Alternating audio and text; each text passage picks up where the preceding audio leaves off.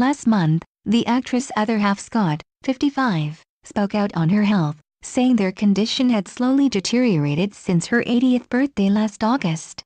Her husband of 18 years said the couple wanted to go public with her diagnosis, which she received in 2014, in order to support families going through a similar struggle and raise awareness.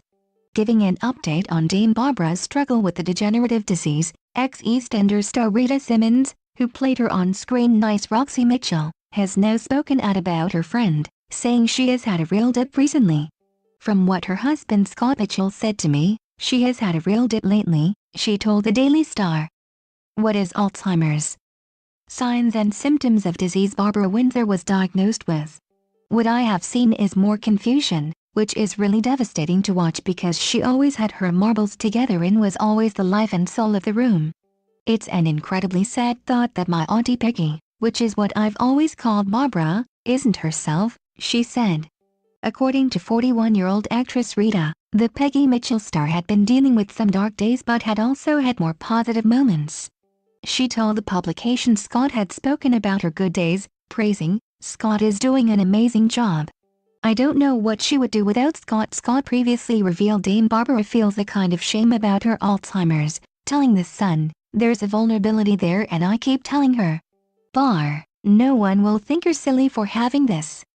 I explained that if someone has cancer, no one looks at them and thinks, how ridiculous," he added. "We sympathize and it's the same with us."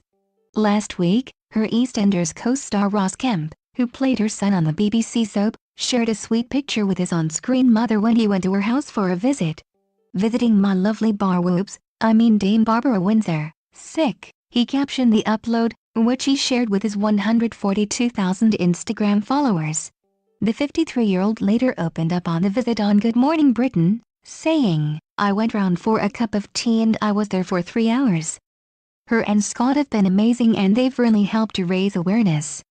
I went round for a cup of tea, had 3 cups of tea, 5 shortbread biscuits, which is against my tea," he laughed.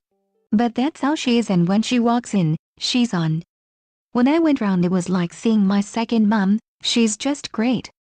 Speaking to express.co.uk about Dame Barbara's health earlier this month, he revealed he had spoken to her on the phone recently, saying she was doing a lot better than she was.